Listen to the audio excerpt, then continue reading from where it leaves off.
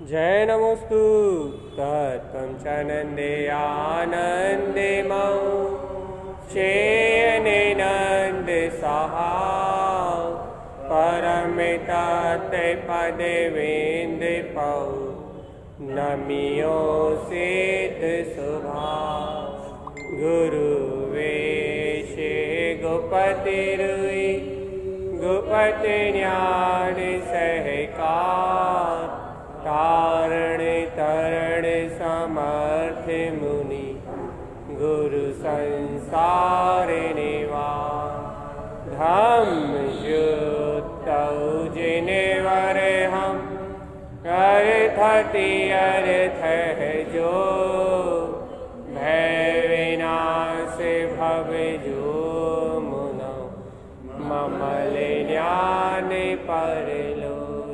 देव को, गुरु को, धर्म को, साक्षी को बारंबार नमस्कार।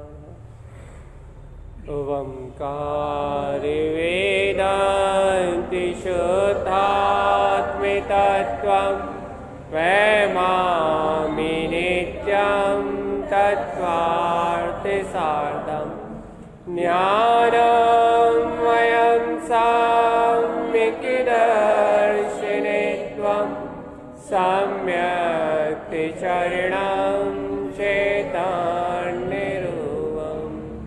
बोलिए सहर्ष में शुद्धात्म देवी की जय हो, जय हो, जय हो। आचार्य प्रवर सद्गुरुवर तारण तरणलाचार्य जी महाराज की जय हो, जय हो, जय हो। नहीं शुद्ध जिन कृष्णा की जय हो, जय हो, जय। जिनेन्द्र परमात्मा का अमृतमय जिन उपदेश।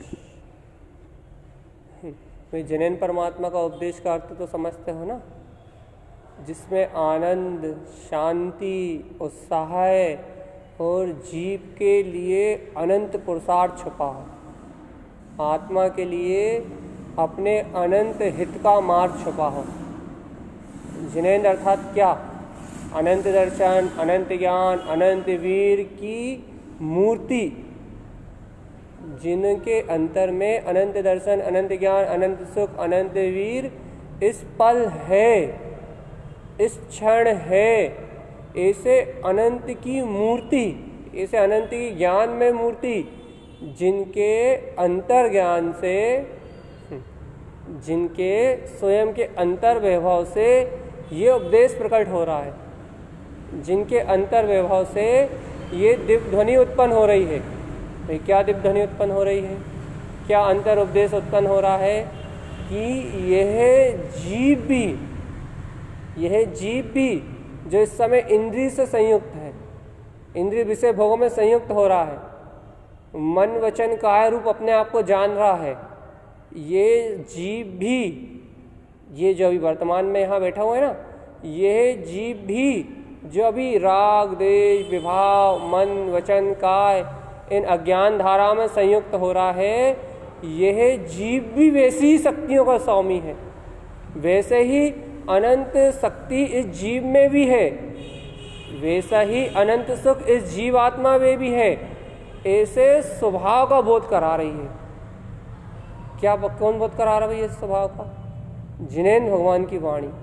देखो, जिन्होंने इंद्रियों को जीत लिया है, जिन्होंने मन को जीत लिया है, ऐसे सर्वज्ञ भगवान की देशना, ऐसे सर्वज्ञ भगवान की वाणी जिसमें अनंत बल है, जो इस जीव को, जो जीव भूला हुआ है ना, इंद्रिय विषयों में भटक रहा है, इन पर्याय परिणमन संसार के विषय भोग राग देश कसाय इनमें भ्रमित हो रहा है, इस जीव को भी, इस अंतरात्मा को भी ऐसे अंतर का बल जागृत करा दे, ऐसे अंतरात्मा का पुरुषार्थ जागृत करा दे, ऐसे अंतरात्मा का बहुमान उत्पन्न करा दे कि अहो, जैसे वे सर्वज्ञ देव अनंत दर्शन, अनंत ज्ञान, अनंत सुख, अनंत वीर में इस समय डूबे हुए हैं, इस समय निमग्न हैं, वैसा ही तो मेरा आत्मा का स्वभाव है, वैसा ही तो मैं सिद्ध स्वरूपी परमात्मा हूँ। ऐसे सत्य का जो अंतर में बोध करा दे, या फिर ऐसी ऊर्जा को अपने अंदर से प्रकट करने की, ऐसे सत्य को अपने अंदर से प्रकट करने की जो अपने अंदर जिज्ञासा जागृत कर दे, जो अपने अंदर में ऐसे सत्य के प्रति बहुमान जगा दे, जो ऐसे सत्य के प्रति अपनी रुचि को परिणमित करा दे, भैया वह है जिनेंद्र भगवान की शुद्ध दिव्य देशना। बताओ, अच्छा अंतर से विचार करो, मेरी बात को मत मानो, अंतर में उतरो और अंतर में देखो कि देखो देखो देखो देखो देखो देखो अभी इसी क्षण जिनेंद्र भगवान ऐसे अनंत दर्शन, अनंत ज्ञान, अनंत सुख, अनंत वीर से संयुक्त हैं। उनके समोषण में अनंत दिव्य ध्वनि, ओंकारमयी शुद्ध दिव्य ध्वनि खिल रही है। आप जिनेंद्र भगवान को बाहरी परम औदारिक शरीर से मत देखो, बाहर के उनके समोषण आदि के वैभव से मत देखो। आप जिनेंद्र परमात्मा को उनके अनंत दर्शन, अनंत ज्ञान, अनंत सुख, अनंत वीर, ऐसे अनंत चैतन्य स्वरूप से देखो। उनकी दिव्य ध्वनि प्रकाशित हो रही है, उनकी दिव्य देशना खिल रही है, और उनकी दिव्य देशना में वो ही सत्य उजागर हो रहा है, वही पुरुषार्थ उजागर हो रहा है, वही अंतर्बल उजागर हो रहा है। वही कौन सा अंतर्बल उजागर हो रहा है? जो उन्होंने प्रकट कर लिया है, केवल ज्ञान और केवल दर्शन, मात्र ज्ञान और मात्र दर्शन, जो उन्होंने केवल दर्शन और केवल ज्ञान को प्रकट कर लिया है, वही अनंत वीर उनकी वाणी में उत्पन्न हो रहा है, वही अनंत पुरुषार्थ उनकी वाणी में उछल रहा है। भैया ऐसा अनंत पुरुषार्थ, ऐसा अनंत वीर जिनकी वाणी में उछल रहा है, वो है सर्वज्ञदेव। और ऐसे सर्वज्ञदेव की दिव्य ध्वनि, ऐसे सर्वज्ञदेव की वाणी उस भव्य जीव को, अब अपना मिलान करो यहाँ, उस भव्य जीव को हृदयंगम हो रही है, उस भव्य जीव के हृदय में उतर रही है, उस भव्य जीव के लिए स्वानुभव का निमित्त बन रही है। क्या? जो उन सर्वज्ञदेव को इन गुणों से पहचान रहा है, जो उन सर्वज्ञदेव को ऐसे अनंत बल से संपन्न देख रहे हैं कि जैसे वे सर्वज्ञ परमात्मा इस अनंत बल से संयुक्त है, इस अनंत वीर से संयुक्त है, वैसा ही चतुष्टय में मेरा आत्मा तो है, वैसा ही चतुष्टय में मेरा स्वभाव तो है, वैसा चतुष्टय में मेरा संपूर्ण चेतन स्वभाव तो है, वैसे चतुष्टय में तो मैं हूँ। अच्छा देखो देखो देखो, सर्वज्ञ भगवान अनंत दर्शन, ज्ञान, सुख, वीर से लबालब है, लबालब है, भरे पूरे हैं। तो देखो उनकी दिव्य ध्वनि जो खिल रही है, उनकी जो अमृतमय जो वाणी खिल रही है, तीनों लोगों को जो वो ज्ञान का दान दे रहे हैं, पता उनका ध्यान कभी खत्म क्यों नहीं हो रहा, उनका वात्सल्य कभी खत्म क्यों नहीं हो रहा। गाय और सिंह, नेवला और सांप एक साथ बैठे हुए हैं वात्सल्य भाव से, प्रेम भाव से, करुणा भाव से, मैत्री भाव से। भैया उनके समोषण में राग द्वेष क्यों नहीं है? उनके समोषण में भेद विरोध क्यों नहीं है? उनके समोषण में स्वार्थ और अहंकार क्यों नहीं है? आप विचार करो एक बार कि सर्वज्ञ देव, तीनों लोकों के दाता, तीनों लोकों के स्वामी, जो तीनों लोकों को अभयदान दे रहे हैं, अभयदान दे रहे हैं, अभयदान। ये जीव मन से भयभीत है, कसायों से भयभीत है, जन्म मरण से भयभीत है, कर्तृत्व भोक्तृत्व के नाना प्रकार के परिणामों से भयभीत है। इस भयभीत जीव को, इस अनंत काल से जन्म मरण के अनंत दुखों को भोगने वाले इस भयभीत प्राणी को, प्राणी मात्र को, ऐसे नहीं आप अकेले, जो भी उनकी श्रद्धा करता है, जो भी उनकी वाणी को सुनता है, उन समस्त भव्य जीवों को अभयदान दे रहा है। भाई क्या अभयदान दे रहा है? क्या क्या काय से निर्भय कर रहा है? वो बिल्कुल ये निर्भय कर रहे हैं कि प्रभु है परमात्मा, तू जन्म मरण करने वाला है ही नहीं, ये संयोग रूप राग द्वेष करने वाला तू है ही नहीं, तू तो वो ही अनंत दर्शन, ज्ञान, केवल ज्ञान, दर्शन, स्वाभाविक परमात्मा है, मात्र दर्शन और ज्ञान है, मात्र जानने और देखने वाला है, मात्र ज्ञाता और ज्ञायक स्वभाव है। ऐसा अभयदान दे रहे हैं। बताओ, ऐसे अभयदान देने वाले, ऐसे बिल्कुल हर जीव को अपने अक्षय पद का बोध कराने वाले ऐसे सर्वज्ञ देव, उनके प्रेम, देखो उनके वात्सल्य में कमी क्यों नहीं आ रही? देखो आप विचार करके देखो, तीनों लोगों को, पूरे ब्रह्मांड को केवल ज्ञान का भाव दान दे रहे हैं। सर्वज्ञता अर्थात तीनों काल के ज्ञाता हैं, वस्तु स्वभाव के मर्मज्ञ हैं। बताओ उनके वात्सल्य में कमी क्यों नहीं है, उनके प्रेम में कमी क्यों नहीं है? एक बार विचार तो करो। देखो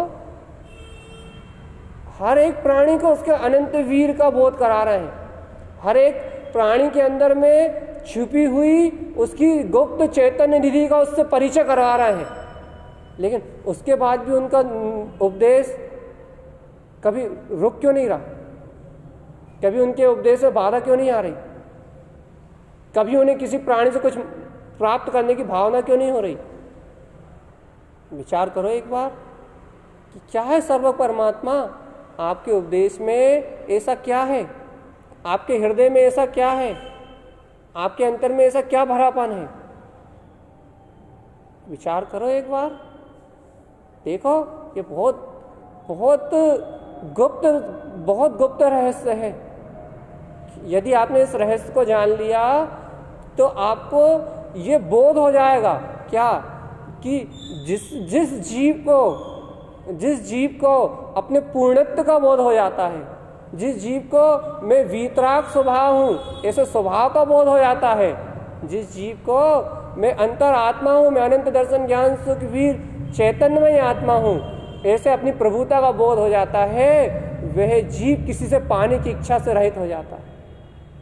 वह जीव संसार में पाने की इच्छा से रहित हो जाता है, और जिसको संसार में कुछ पाने की इच्छा है बस वही दुखी है। जिसे संसार से कोई स्वार्थ है, जिसे संसार में कोई कामना है, बस वही दुखी है। लेकिन जिसे कोई कामना नहीं है, जिसे संसार में कोई स्वार्थ नहीं है, जिसे संसार से कोई अभिप्राय नहीं है, वह तो संसार के समस्त जीवों को बांटता हुआ भी उसका प्रेम इतना आता है, उसका प्रेम इतना अनंत है कि वह संसार में समस्त जीवों को बांटता हुआ भी कभी कुछ पाने की इच्छा नहीं रखता। देखो ऐसा गुण कहाँ दिखाई दे रहा है? सर्वज्ञ देव में। भैया आप ये चिंतन क्यों करवा रहे हो? आप ये चिंतन आप करोगे ना तो आपको आपके अंदर भरे पूर्णपन का एहसास होगा कि वास्तव में ये अनंत दर्शन, अनंत ज्ञान, अनंत वीर, ऐसी अनंत शक्तियों का स्वामी मैं हूँ, ऐसा अनंत चतुष्टय का स्वामी मैं हूँ। लेकिन ऐसी परिपूर्णता होते हुए भी मेरा जीवन काहे में जा रहा है? कौन सी चाहना में जीवन निकल रहा बता? वही भूख, वही प्यास, वही अपनत, वही ममत, काहे में जीवन निकल रहा है? कहाँ जीवन जी रहे हो? मेरा स्वभाव ही नहीं है। एक बार विचार तो करो, एक बार चिंतन तो करके देखो कि वो सर्वज्ञ देव पूरी सृष्टि को दान दे रहा है, अर्थात पूरा ब्रह्मांड जिनकी आज्ञा से चल रहा है। आज्ञा चल रहा मतलब वो करता है क्या? नहीं, अर्थात जिनके ज्ञान में झलक रहा है। प्राणी मात्र को जो अपने स्वभाव का बोध करा रहे हैं, लेकिन वो निष्प्रह, जब तो वीतरागी है, जब तो सर्वज्ञ है, जब तो तीनों लोगों के दाता है। तो भैया ऐसे सर्वज्ञ परमात्मा को जानने के बाद भी, ऐसे जितेंद्रीय जिन पद को जानने के बाद भी, ऐसे अनंत चतुष्टय का विचार करने के बाद भी, हे जीव क्या तेरी कामनाओं का अंत होता है? क्या तेरे अंतर में वो परिपूर्णता का भाव उत्पन्न होता है कि वह आद्यम अनादि शुद्धम, वह आदि अनादि शुद्ध जो केवल दर्शन ज्ञान स्वभाव ही है, जो ज्ञायक स्वभाव है, जो जितेंद्रीय आत्मा है, वो ही मेरा ममल पद है, वो ही मेरा ममल पद है, वही केवल ज्ञान मेरा ममल पद है। प्रभु ये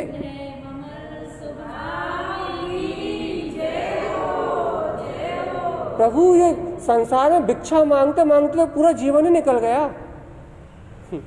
स्वार्थ की, अपनत्व की, मोह की, ममत्व की, ये भीख मांगते मांगते तो पूरा जीवन ही निकल गया। अब एक बार अपने आप को परमात्मा सत्ता से तोलो। अप्पा परमप तुल्यम च विकल्प चित्त न क्रियते। यह आत्मा परिपूर्ण परमात्म सत्ता है, परिपूर्ण परमात्म सत्ता है, तीनों लोगों को चैतन्य ज्योति का दान देने वाला है। ये तुम जितने भी द्रव्य झलक रहे हैं ना, ये जितने भी पदार्थ झलक रहे हैं ना, ये पदार्थ की झलकन, ये जितने भी द्रव्य की झलकन है, ये जितनी भी गुण पर्याय झलक रही है, ये झलकन सिर्फ इसलिए है कि यहाँ तुम्हारी ज्ञान ज्योति विद्यमान है।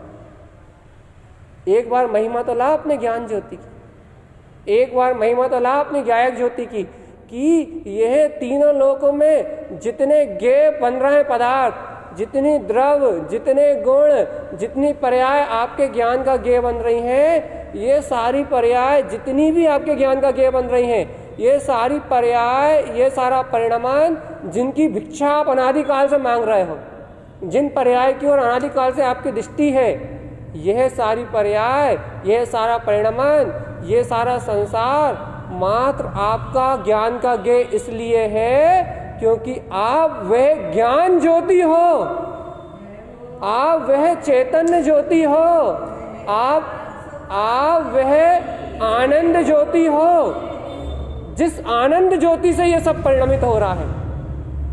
आप परिणमित हो रहा है मतलब ये सब जानने और देखने में आ रहा है। एक बार आप ऐसी अपनी परिपूर्णता का बहुमान तो करो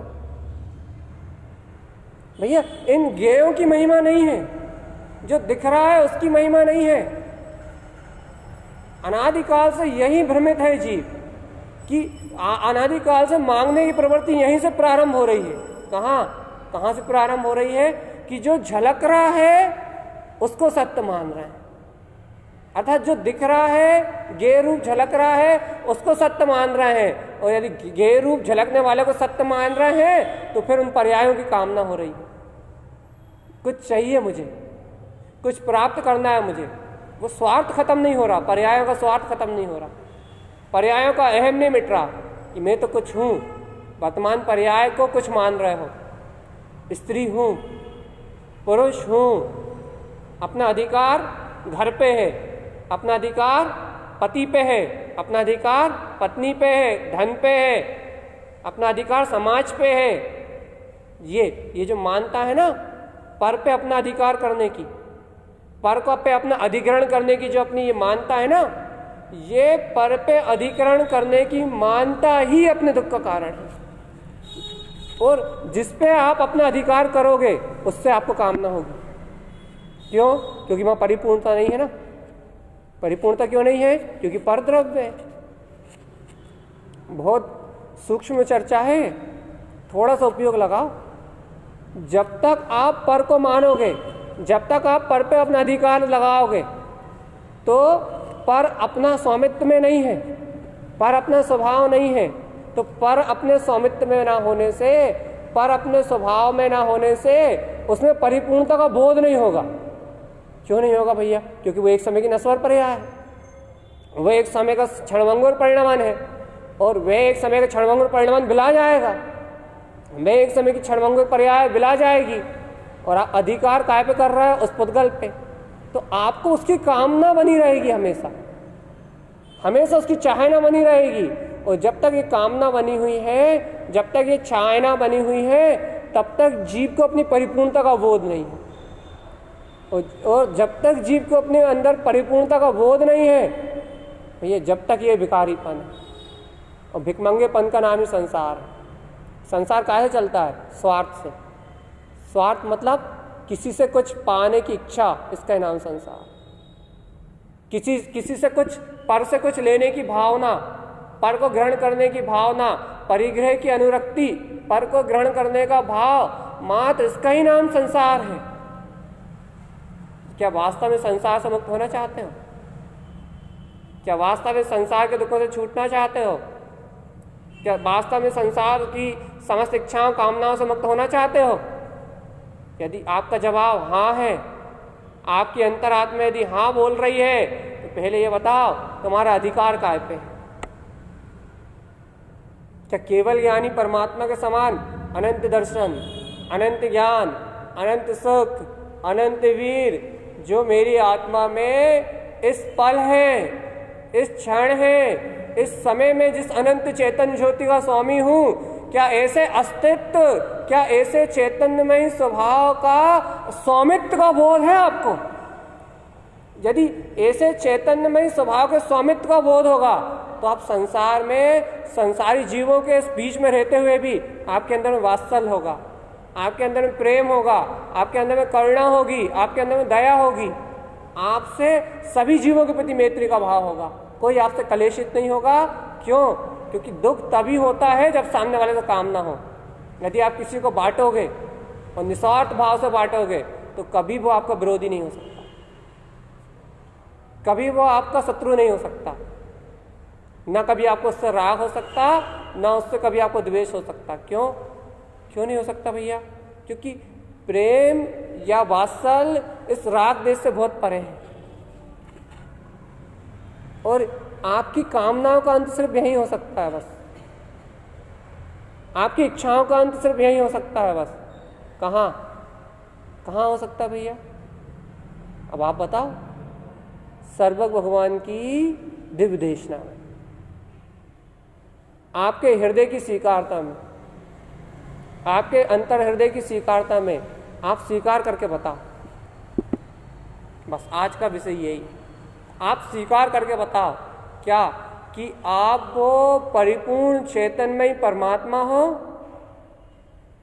आप वह आनंद स्वरूप चैतन्य ज्योति स्वरूप परमात्मा हो जो अनंत चेतन दर्शन ज्ञान चारित्रमय अनंत वीरमय जो अभी प्रकाशित हो रहा है वह निराकार चेतन सत्ता आप हो, या फिर ये एक एक समय का होने वाला परिणमन आप, ये एक एक समय की होने वाली पर्याय आप, ये एक एक समय का होने वाला संसार आप, क्या हो आप?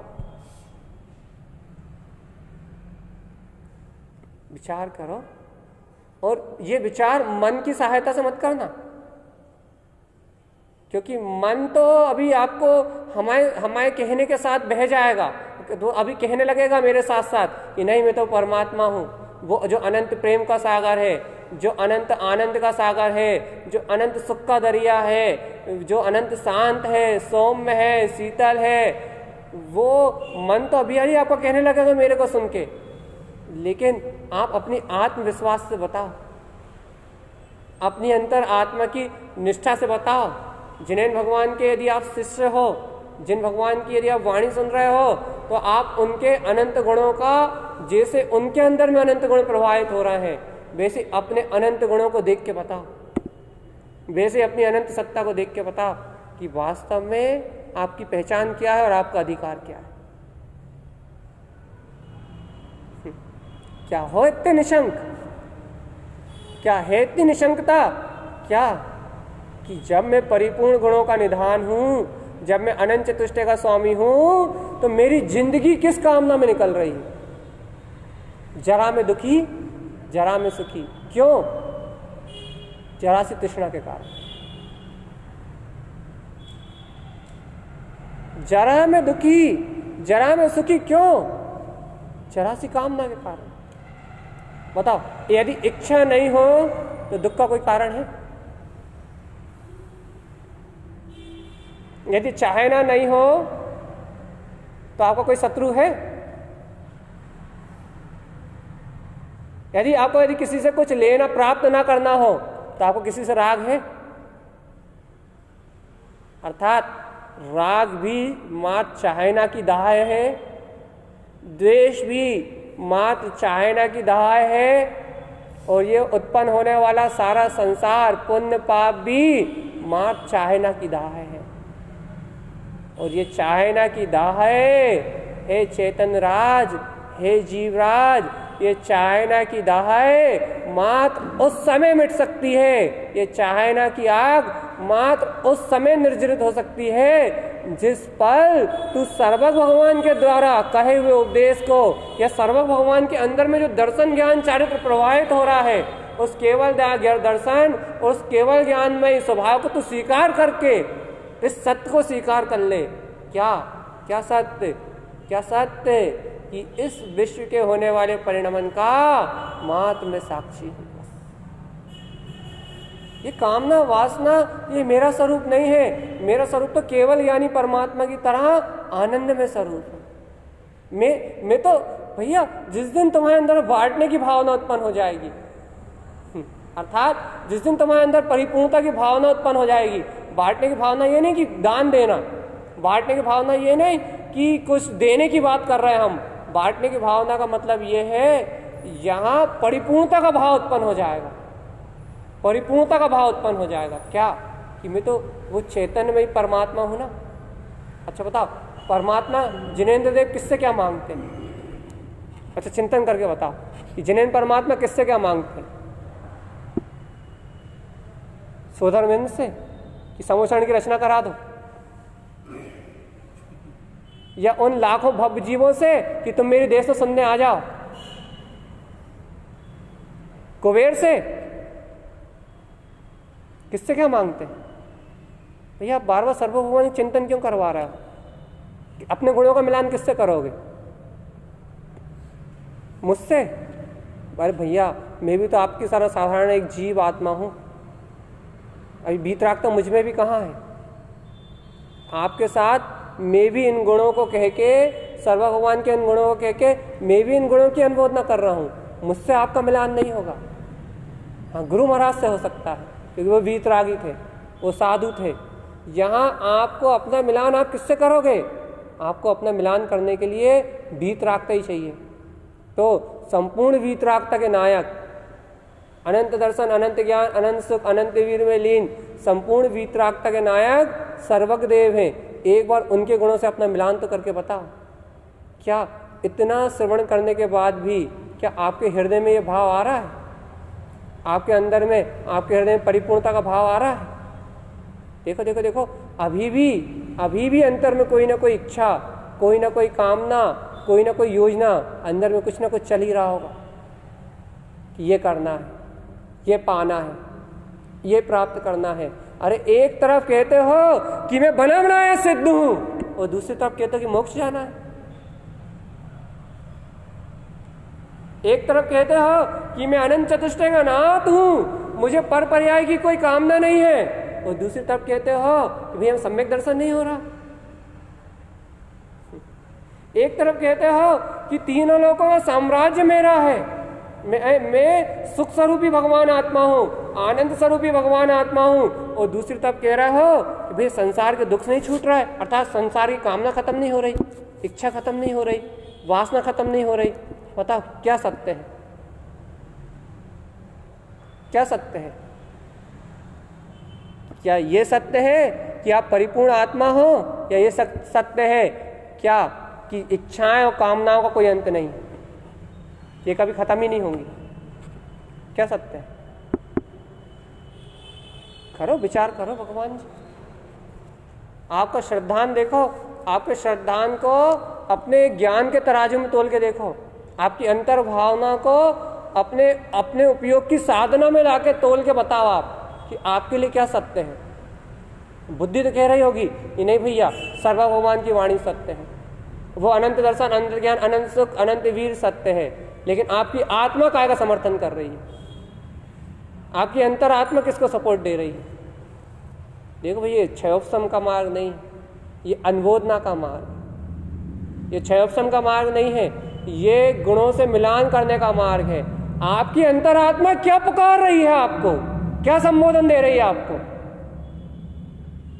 आपकी अंतरात्मा आपको कौन सी दिशा प्रदान कर रही है? वो इच्छाओं की, भाई हम तो बहुत शांत, हमें कोई इच्छा नहीं होती। अच्छा तो यदि आपको इच्छा नहीं होती तो इच्छा निरोधा तपा, मतलब आप तो तपस्वी, आप तो तप में लीन हो।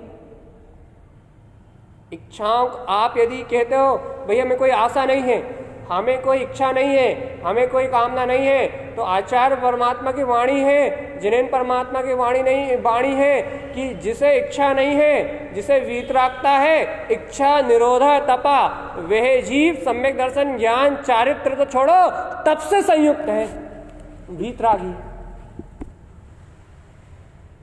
वह जीव साधु है।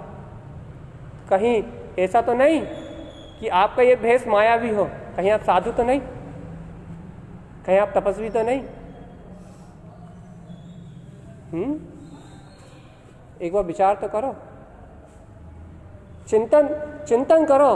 आज की चर्चा पूरी सिर्फ एक चिंतन पर डिपेंड है, आपकी सिर्फ ज्ञान धारा को पुष्ट करने की ताकत अपने अंदर में जो अपना अनंत पुरुषार्थ है ना, आत्मा के अंदर जो आत्मा का अनंत साम्राज्य है ना, उस अनंत साम्राज्य को अपन अपनी दृष्टि में कभी देखते ही नहीं है, कभी अपन ऐसे चैतन्य संपदा को कभी निहारते ही नहीं है, कभी अपनी आत्मशक्ति को जागृत करने के लिए जिन भगवान के वचन तो बहुत सुनते हैं, लेकिन कभी अपनी आत्मशक्ति को जागृत करने के लिए कभी ऐसा चिंतन, कभी उनके गुणों से मिलान करते ही नहीं है, कभी समय नहीं मिलता। बाहर में मिलान तो करते रहते हैं कि भैया मेरे पास एक मकान था तो 2 हो गए, या हमारे पड़ोसी ने 2 मकान बना लिए, हमारे मामा ने 2 बना लिए, हमारे पापा के एक मकान में आग लग गई, एक का नुकसान हो गया। बाहर की चीज़ों को तो हम अपन सुबह से लेकर शाम तक उनका चिंतन करके नाना प्रकार से उन चीज़ों के प्रति अपन नाना प्रकार के भाव करके बाहर की व्यवहारिक चीज़ों का तो अपन दिन भर मिलान करते हैं कि भाई हमारे पास ये घट गया, हमारे पास ये बढ़ गया, इसने हमारे साथ अच्छा कर दिया, इसने हमारे साथ बुरा कर दिया, इसने हमें ये नहीं दिया, इसे हमने ये दे दिया। मतलब किसी को दिया तो भी कुछ पाने की इच्छा से दिया, किसी से कुछ लिया तो अब फिर भैया ले लिया तो बस सब ले लिया तो ले लिया, खा गए, खत्म। ये संसारी प्रवृत्ति है। हर जीव लेना चाहता है, हर जीव छीनना चाहता है, कोई किसी को देना नहीं चाहता। और निस्वार्थ भाव से तो बिल्कुल नहीं, राग पूर्वक तो दे भी दोगे, लेकिन निस्वार्थ भाव से क्यों नहीं है वो? क्यों नहीं है ऐसा भाव? क्यों नहीं है? क्योंकि अपने अंतर में अच्छे से विचार करना, क्योंकि अपने अंतर में जो अपना है अपने को उसका स्वामित्व नहीं है, इसलिए धन देना नहीं चाहते, बचाना चाहते। 2 भाई हो तो ये कोशिश करते हैं कि हमारे हिस्से में ज्यादा आ जाए। क्यों भैया, भाई हो ना, तुम्हारे हिस्से में ज्यादा क्यों आ जाए? स्वामित्व धन का है, सुख की परिभाषा धन पे है। स्वामित्व धन का है, सुख की परिभाषा धन से है, इसलिए अपना अधिकरण अपने पास तुम धन को रखना चाहते हो। और धर्म की बात करें तो भैया वो तो माला खिसकाने में हो जाता है ना, वो तो मंदिर जाने में हो जाता है ना, वो तो प्रवचन सुनने में हो जाता है ना, भैया वो तो 2-4 पन्ने पलटाने में हो जाता है ना। नहीं, यही तो बात है, वो धर्म इन किसी भी क्रियाओं से नहीं होता। एक बार तो विचार करो, एक बार तो चिंतन करो कि वह धर्म इन किसी भी क्रियाओं से नहीं होता। तो भैया वो धर्म है क्या? वह धर्म होता है जब अंतर से वो प्रेम का भाव, वो वात्सल्य का भाव, वो मैत्री का भाव जब आत्मा से उत्पन्न होता है, जब वो धर्म होता है। जब अहिंसा का भाव अंतर से उत्पन्न होता है, जब किसी से कुछ छीनने की भावना खत्म हो जाती है, जब पर से कुछ प्राप्त करने की भावना खत्म हो जाती है, तब वे धर्म प्राप्त होता है। भगवान, जहां पाने की इच्छाओं का अंत है वहां से धर्म है। क्यों? क्योंकि आत्मा स्वयं अनंत विभव का स्वामी है ना, उसे पर से क्या राग, उसे पर से क्या कामना।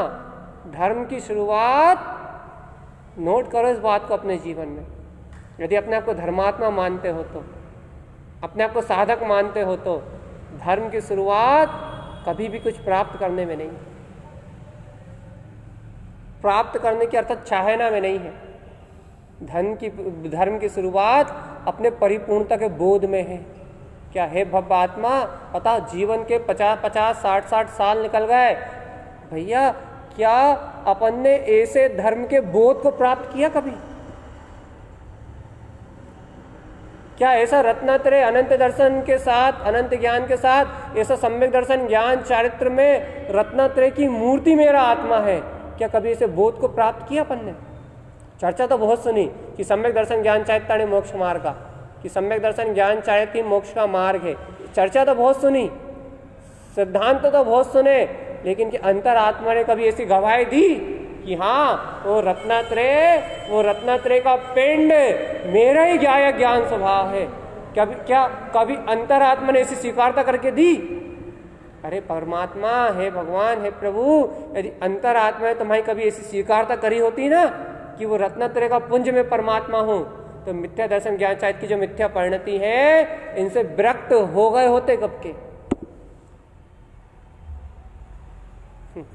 अपने आप ही विरक्ति आ गई होती। मिथ्या दर्शन, मिथ्या ज्ञान, मिथ्या चाहिए की जो परिणतियां है ना, इनसे अपने आप ही विरक्ति आ गई होती।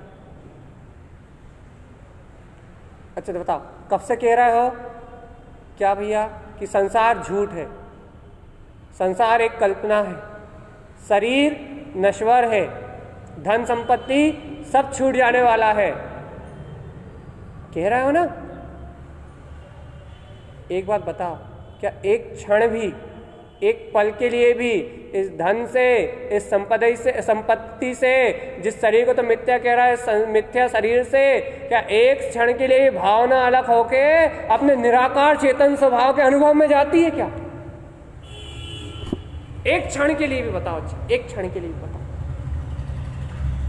एक क्षण के लिए भी शरीर से, इस शरीर के ममत्व से, इस धन के ममत्व से, इस पुद्गल नाशवान जिसे तुम क्षणभंगुर असत्य संसार कह रहे हो, क्या इस अशुद्ध पुद्गल संसार के स्वार्थ से, अहम से, ये मेरा है, मेरा अपना है, इससे कह तो देता पराया है, मुंह से कहना बात अलग है, लेकिन कभी क्या इसके वेदन से, कभी क्या शरीर के वेदन से हटके, क्या कभी शरीर के अनुभव से हटके, क्या एक क्षण के लिए भी तुम आत्मा के अनुभव में प्रवेश करते हो?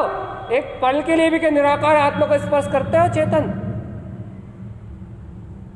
क्या एक पल के लिए भी मिथ्या परिणति से हटके, एक क्षण के लिए भी एक मिथ्या परिणति से हटके, क्या एक पल के लिए भी अपने अतीन्द्रिय अनंत आनंद का सरोवर जो तुम्हारे अंदर में अनंत ज्ञान में सत्ता है, क्या एक क्षण के लिए भी इसकी भाव भासना होती है कि अहो अहो अहो मैं तो वो जाननहारा हूं जिस चैतन्य ज्योति में ये धन पुत्र परिवार, ये राग देश मोह, ये सारे परिणाम जिस चेतन ज्योति में झलक रहे हैं, क्या एक क्षण के लिए भी उस चेतन ज्योति का अनुभव करते हो अपने अंदर में? अरे अनुभव तो छोड़ो, क्या एक क्षण के लिए भी इस पर्याय परिणमन का विश्वास छोड़ के क्या उस चेतन ज्योति की बिल्कुल क्या बोलते हैं अथय श्रद्धा, ये कहो कि उस चेतन ज्योति को भरापन महसूस होता है? क्या हो मैं तो त्रिलोकीनाथ हूँ, हृदय में भरापन महसूस होता है? क्या हो मैं तो अनंत चतुष्टय की सत्ता का धारी हूँ, मैं तो अस्तित्ववान चेतना हूँ, मेरा साम्राज्य तो मेरे अनंत गुणों में, मेरे आत्मा में ही है। क्या कभी हृदय में ऐसा भरापन महसूस होता है कि मैं तो स्वामित्व है मेरा, तो अनंत दर्शन, अनंत ज्ञान, अनंत सुख, अनंत वीर का मैं अस्तित्व में, अपने ज्ञानमय अस्तित्व में लीन परमात्मा हूं, मैं अपने ज्ञान में अस्तित्व में लीन परमात्मा हूं, अपनी समाधि में लीन हूं।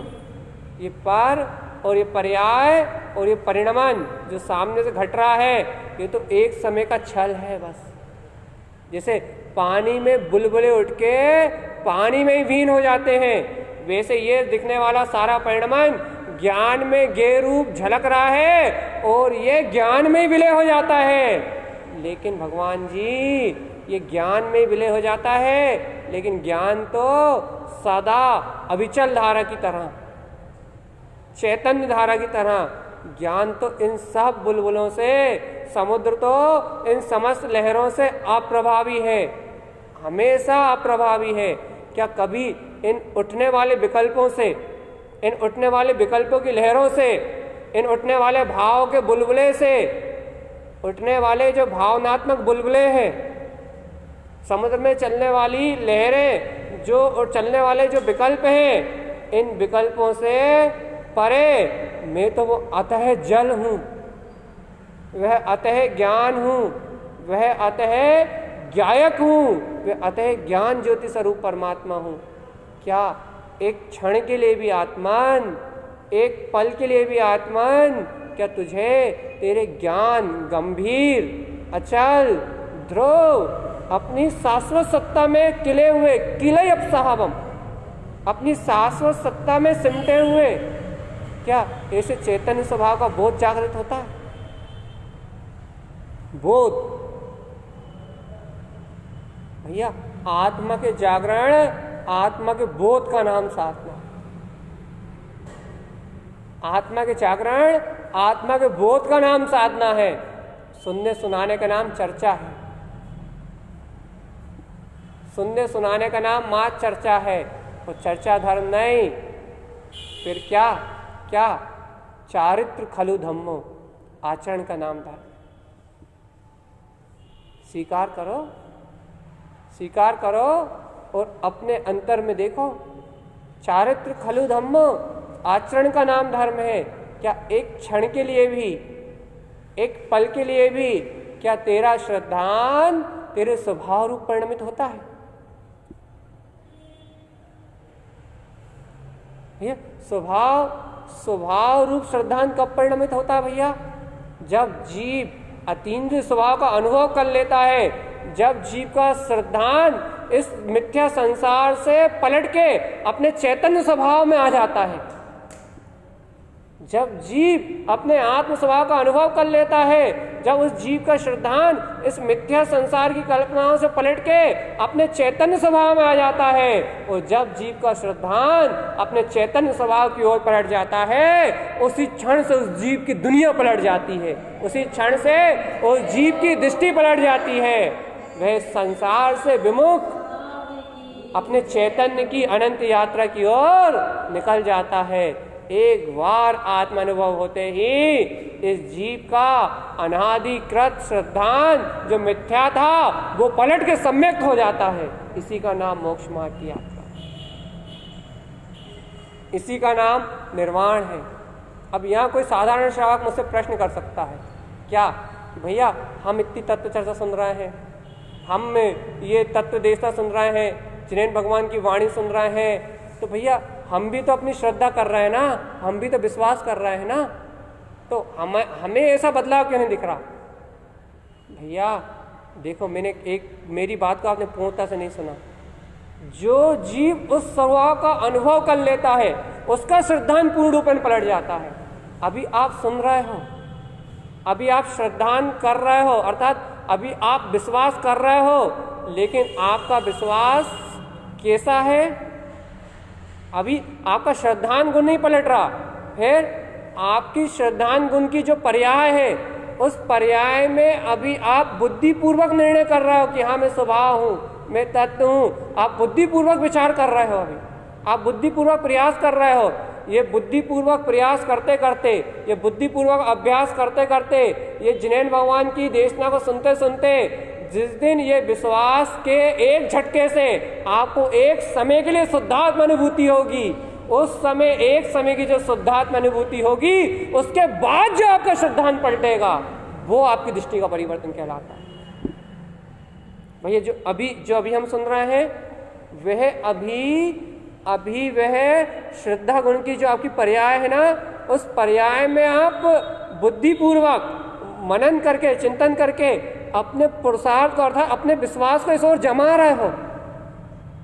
अभी आप अपने विश्वास को इस ओर जमा रहे हो, और ये जो विश्वास जो जम रहा है ना, ये जो विश्वास गाढ़ हो रहा है, ये जो विश्वास गाढ़ होते होते, प्रगाढ़ होते होते जो विश्वास बढ़ रहा है, इस विश्वास के बल पे ही ये जो श्रद्धान की पर्याय को आप जो एक एक समय इकट्ठा कर रहे हो ना, ये श्रद्धान की पर्याय क्यों? क्योंकि भैया देखो, जो आप अभी मनन कर रहे हो, जिस ओर आप अभी विश्वास दे रहे हो, अब आगामी काल में आपका ज्ञेय क्या बनेगा?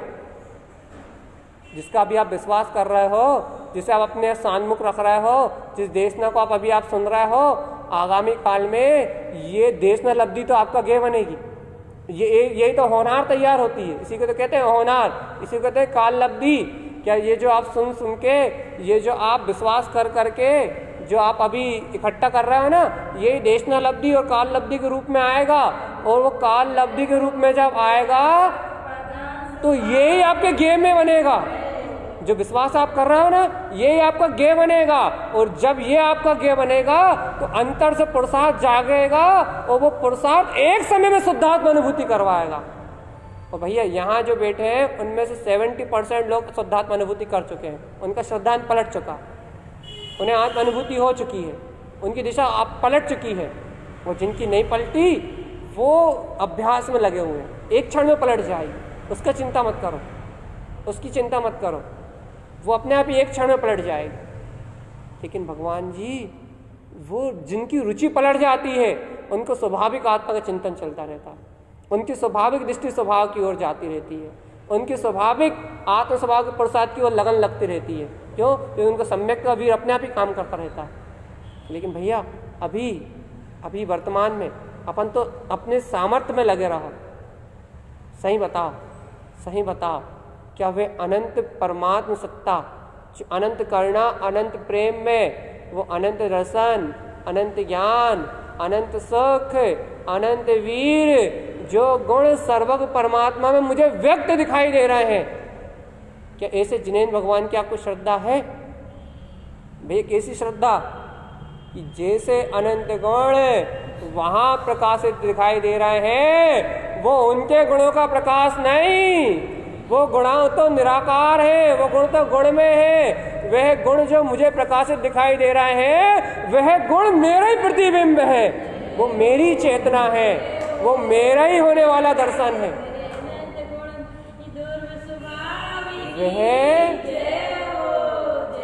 वह सर्वज्ञ परमात्मा का दर्शन नहीं है, वह सर्वज्ञ देव का दर्शन नहीं है, वह मेरा ही दर्शन है। अच्छा बताओ, आईने में जो आप देखते हो वह आपके चेहरे का दर्शन होता है या आईने का दर्शन होता है? सही बताओ।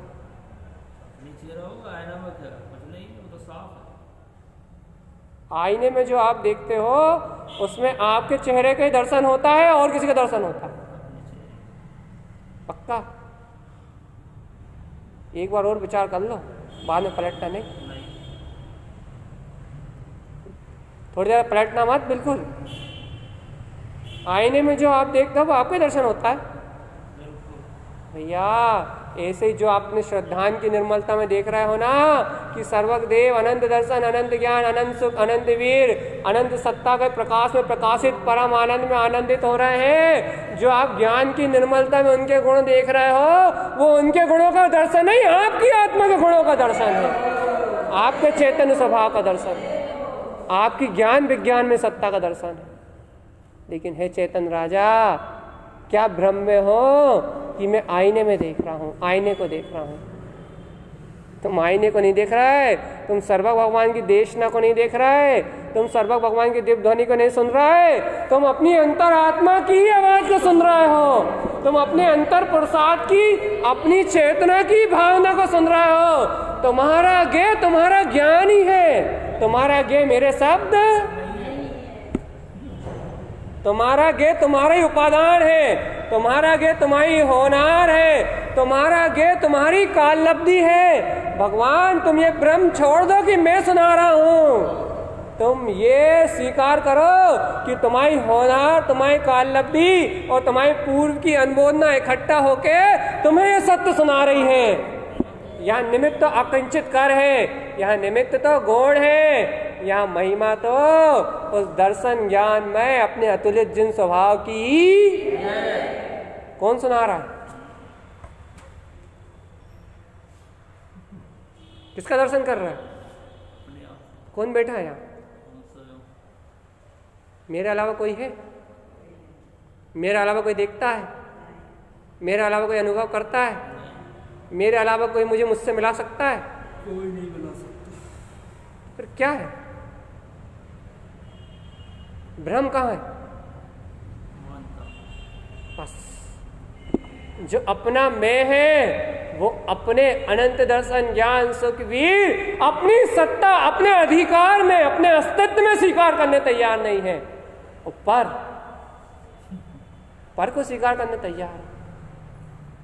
हाँ, भैया ने कितनी अच्छी चर्चा करी, ये स्वीकार करने तैयार हो, कितनी अच्छी बात सुनाई, ये स्वीकार करने तैयार हो, लेकिन ये स्वीकार करने तैयार नहीं हो कि मेरी होनार है जो मुझे ऐसे अनंत देव केवल ज्ञान दर्शन सुख वीर को दिखा रही है। नहीं तो बताओ इस तीनों लोकों में कितने लोग आ गए, कितने लोग सुना गए, लेकिन क्या ऐसी आत्मा का अनुभव हुआ?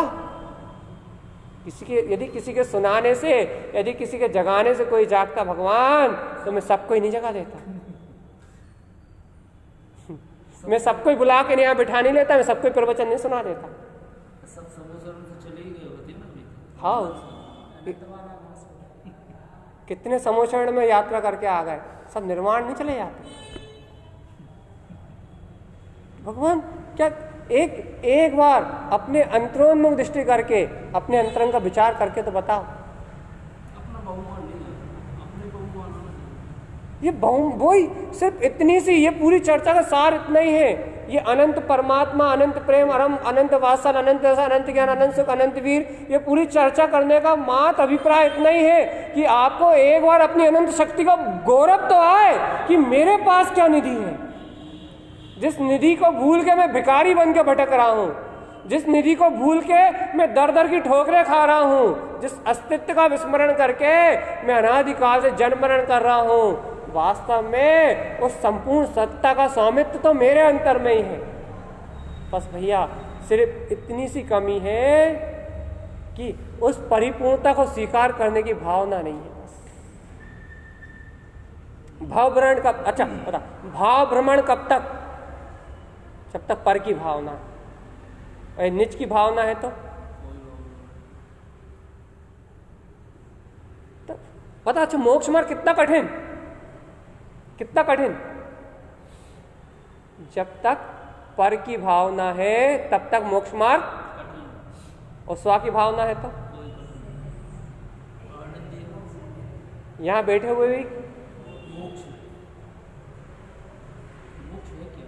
निराकुलता, आकुलता है। जहां चिंता नहीं है, जहां कलेश नहीं है, जहां चाहना नहीं है, जहां उलझन नहीं है, जहां दो के होने का द्वंद्व नहीं है, वहां मोक्ष है, वहां आनंद है, वहां सुख है, वहां इस क्षण मुक्ति है, वहां इस क्षण पर, इसी क्षण, इसी घड़ी, वहां इसी क्षण सुख आनंद है, वहां इसी समय अनंत शांति का वेदन है, वहां इसी समय ज्ञानानंद है। वो जहां दो के होने का भाव है, जहां कलेश है, जहां पर से होने, पर को प्राप्त करने की भावना है, जहां इच्छाओं का साम्राज्य है।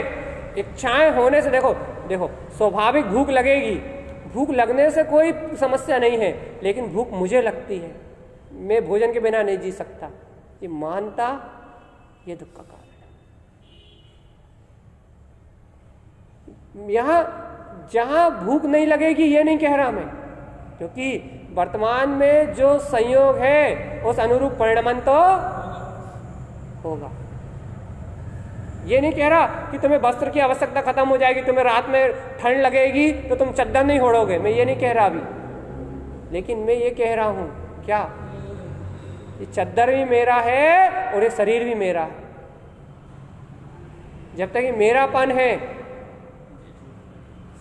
तब तक इच्छाएं कभी खत्म नहीं होंगी,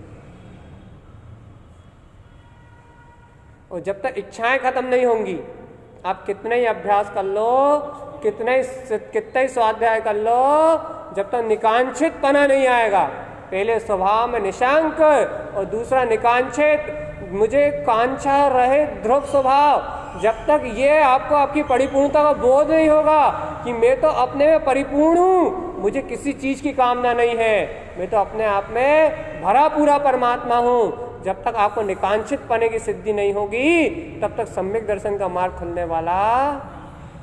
आत्मा में निशांक और बाहर में कुछ नहीं चाहिए, फक्कर।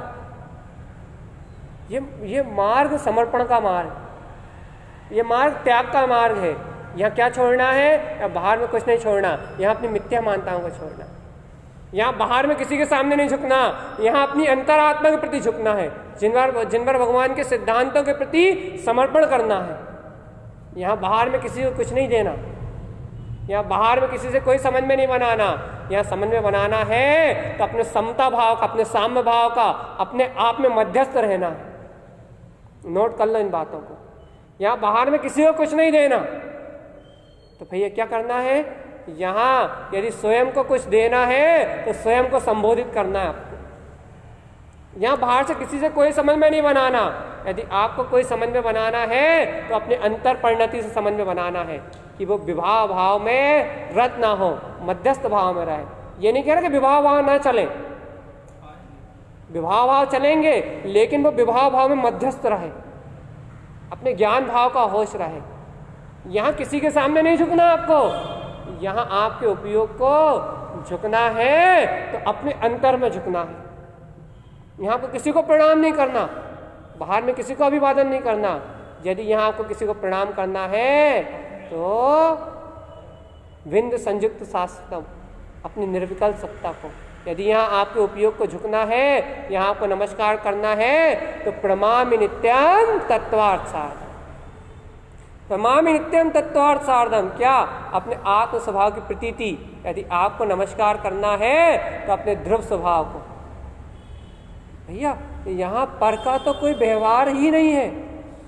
हाँ, ये बात है कि जिनके अंदर में ऐसी कोमलता होती है, जिनके अंदर में ऐसा आनंद होता है, उनका वात्सल्य भाव इतना होता है कि बाहर में भी सब उनसे मैत्री करते हुए और बाहर में भी सब उनसे घुले मुले दिखाई देते हैं। ये बाहर का अति से अपने आप होता है। लेकिन किनका होता है? जिनकी परिणति अंतरंग में झुकी हो, जिनकी परिणति निज के लिए झुकी हो, जिनकी परिणति जिनेन भगवान के वचनों के लिए झुकी हो। और भैया जिन्हें अहम हो अपनी वर्तमान पर्याय का है, अपनी समझ का है, अपनी जानकारी का है, जिन्हें अहम हो भैया, जिन्हें वर्तमान पर्याय का अहम हो, वह जीव इस सत्य को ग्रहण नहीं कर सकते। क्यों नहीं कर सकते भैया? भैया सुनो ना, बताओ अपने उपादान से अकड़ के कहाँ जाओ? अच्छा बताओ, अपनी आत्मा का विरोध करके कहाँ जाओ? सर्व भगवान की वाणी का विरोध करके कहाँ जाओगे? अपने आप से अहम करके कहाँ जाओगे? तो मुझसे अहम कर लो, वो तो कर्म का उदय है, वो आपका और मेरा पुण्य पाप का उदय है। आप मुझसे अहम करके तो फिर भी छूट जाओगे, कोई बात नहीं, लेकिन अपनी आत्मा से अहम करके कहाँ जाओगे? जिन भगवान के वचनों से अहंकार करके कहाँ जाओगे? और भैया यदि आज भी ऐसे जिन भगवान के वचनों के सामने अकड़े रहे, आज भी अपनी अंतरात्मा के प्रति अकड़े रहे, आज भी अपने ध्रुव स्वभाव के प्रति समर्पण नहीं हुआ, तो भैया निगोद के अलावा कोई रास्ता नहीं है। एक अहम ही एक ऐसी वस्तु है जो जीव को कहो तो अभी सिद्ध कर दे, सिद्ध बना दे, अभी मुक्ति का वेदन करा दे, और कहो तो अभी निगोद की यात्रा करा दे। क्यों? क्योंकि यदि वो अहम पर पर्याय का है, अशुद्ध भाव का है, अशुद्ध वृत्ति का है, पर्याय परिणमन का है, तो समझो निगोद की यात्रा प्रारंभ हो रही है।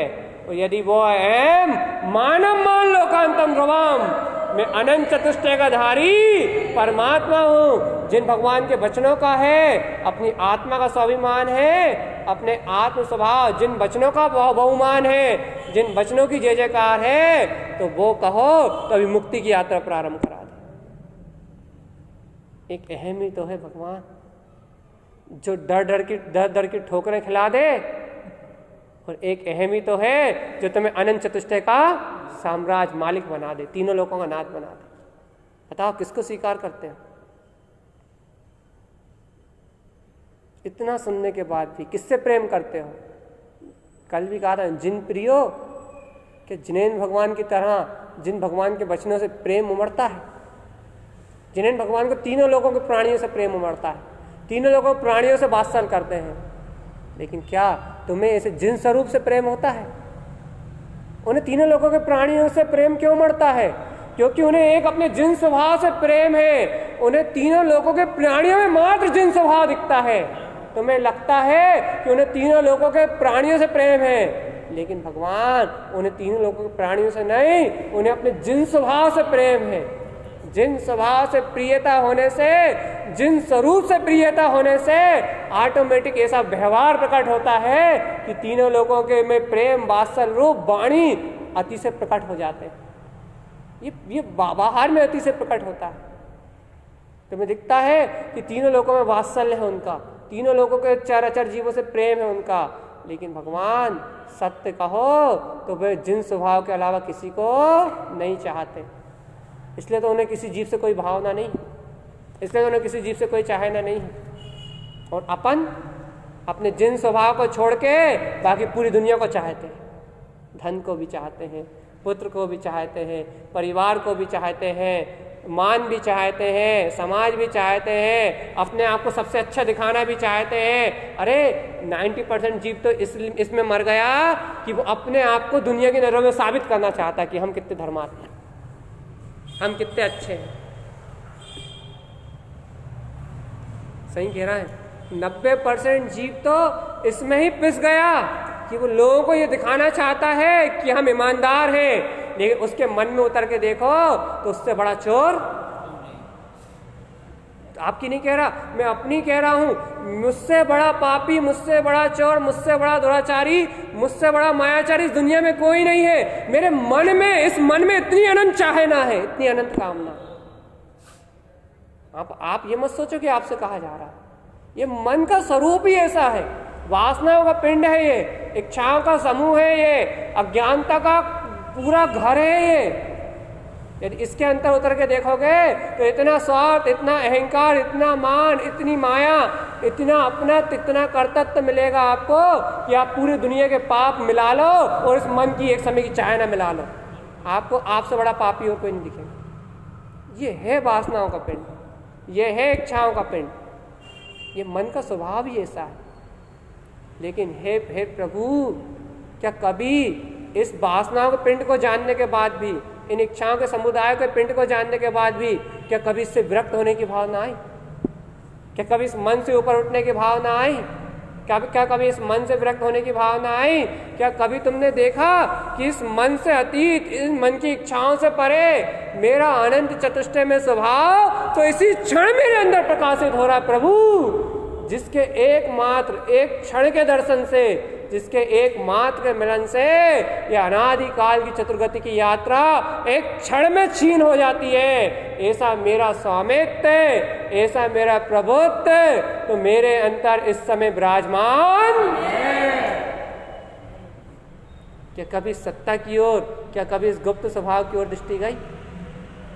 इस मन में चकराते रहते हो, इस मन का ही विचार करते रहते हो, इस मन के मोह को ही देखते रहते हो, इस वासनाओं के पिंड को ही सुधारने की कोशिश करते हो कि मेरा मन सुधर जाए, मेरे मन में अशुभ परिणमन हटके शुभ परिणमन हो जाए, अशुभ भावनाएं से हटके शुभ क्रियाएं करने लगे। इस मन को बदलने का प्रयास करते रहते हो। भगवान, मन, ये मन यदि थोड़ी देर के लिए बदला भी जाएगा तो थोड़ी देर बाद देखोगे तो वहीं गटर में पड़ा हुआ दिखाई देगा। यदि मंदिर में आके थोड़ी देर मंत्र जप कर भी लोगे तो थोड़ी देर बाद तुम देखोगे तो वही गटर में पड़ा हुआ दिखाई देगा। वही इच्छाएं, वही कामनाएं, वही वासनाएं। इस मन को जीतने का एक ही उपाय है, अपने जितेंद्रिय स्वभाव की सिद्धि, अपने जिन पद की सिद्धि, अपने आत्म स्वभाव का बल, अपने अंतरात्मा का पौरुष। भगवान, यदि ऐसी अंतरात्मा का बल जागृत हो जाएगा तो ये मन अनादि काल के लिए मिट जाएगा। कभी तुम्हारे पास दोबारा लौट के आने वाला मन तभी मिट सकता है जब आपको अपना स्वामित्व हो, जब इस मन की मदहोशी से आप जाग तो जाओ। एक बार अंतरात्मा से तो कह दो मन स्वभाव सम क्षिप्नम। लेकिन किसके लिए? उत्पत्ति क्षिपी दृष्टि स्वभावम, जिसने क्षिपी दृष्टि स्वभावम, इसको क्षय करने की दृष्टि को प्रकट कर दिया, अर्थात जिसकी दृष्टि अपने क्षयिक स्वभाव की ओर चली गई, अपने अक्षय स्वभाव की ओर चली गई है, उसके लिए मन स्वभाव सम। उसे ये मन हर समय नष्ट होता हुआ जानने में आएगा। अच्छा बताओ, आप एक बात अच्छे से बताना, आपको आपका मन हर समय उत्पन्न होता हुआ जानने में आता है, नष्ट होता हुआ जानने में आता है? मैं बताऊं?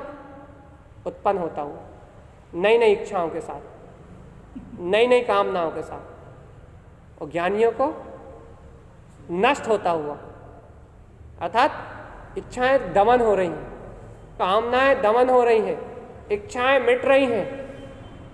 बताओ, अपने को मन उत्पन्न होता हुआ जानने में आता है, मन की इच्छाएं बढ़ती हुई जानने में आती है, मन की कामनाएं बढ़ती हुई जानने में आती है, मन का सहकार बढ़ता हुआ जानने में आता है, और ज्ञानियों को मन स्वभाव संक्षिप्तम, उन्हें नष्ट होता हुआ जानने में आता है। अब बताओ, आपकी दृष्टि में ज्ञानी की दृष्टि में इतना भेद क्यों?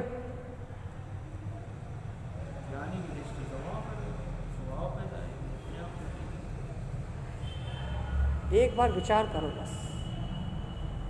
सही में यदि ये विचार भी कर लो तो आधे दुख तो अब भी अली दूर हो जाएं आपके, क्योंकि मन ही भय का कारण है, मन ही इच्छाओं की खदान है, मन ही आकुलता का कारण है, मन ही सारी दुविधाओं का विकल्प है।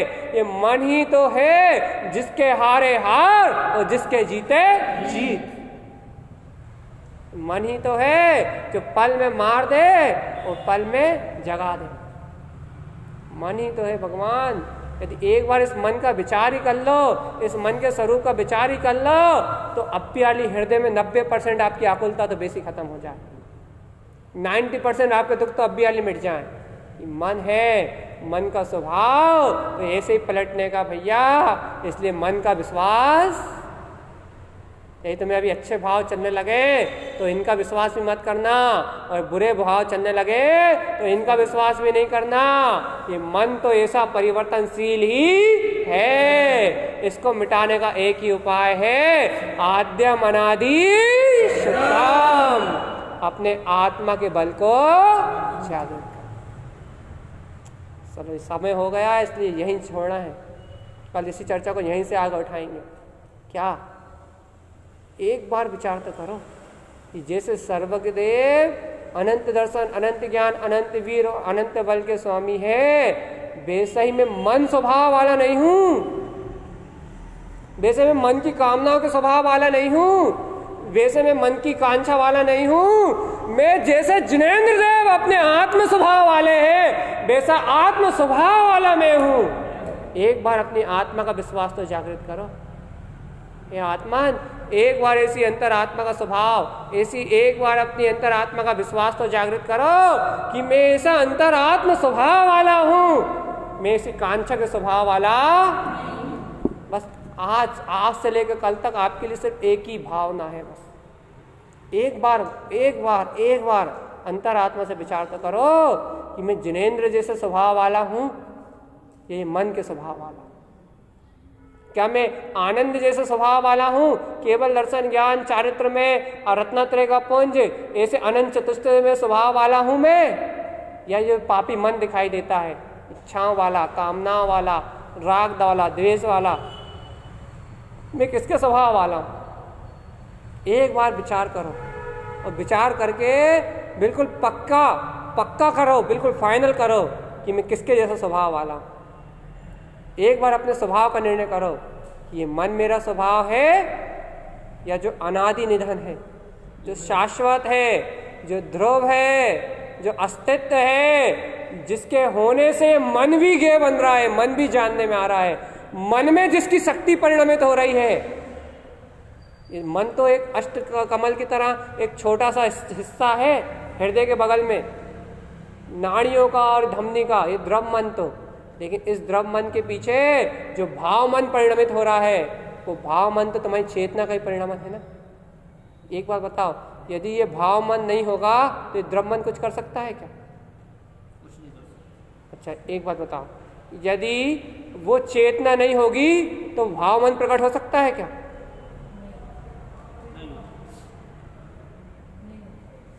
वो भाव मन प्रकट हो सकता है क्या? नहीं हो सकता ना।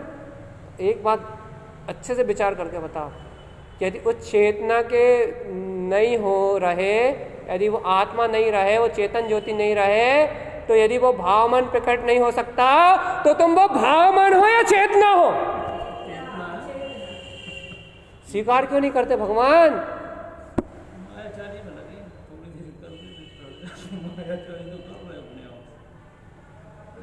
स्वीकार क्यों नहीं करते कि वो भावमन नहीं हूं मैं, वो द्रव्यमन, ये पुद्गल का जो दिख रहा है, जो हार्ट के आकार का ये यहाँ जो है, वो तो मैं हूं ही नहीं, वो तो पुद्गल का ढांचा है। लेकिन जो भावमन चल रहा है वो भावमन भी मैं नहीं हूं। फिर क्या हूं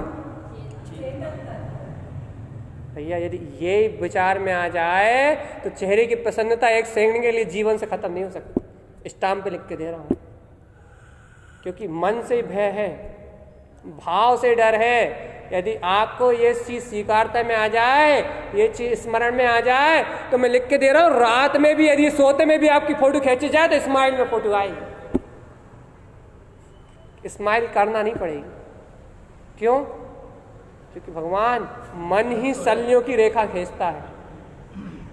शल्य की रेखा जितनी भी चेहरे पे खिंचती है वो भाव मन से खिंचती है, और यदि भाव मन को आपने जान लिया तो कभी शल्यों की रेखा आपके चेहरे पे नहीं खिंचती। ये सब साधना के विषय हैं, जो साधना है उन्हीं को पता है ये सब चीज। तो भैया आप जानो कि इस भाव मन से भी अलग मैं चेतन में आत्मा हूं। बस आगे का विषय कल। बोलिए सदगुरु तारण तारण मंडलाचार्य जी महाराज की जय हो, जय हो। मई शुद्ध जिन देशना की जय हो, जय हो, जय हो। ध्रुव स्वभाव की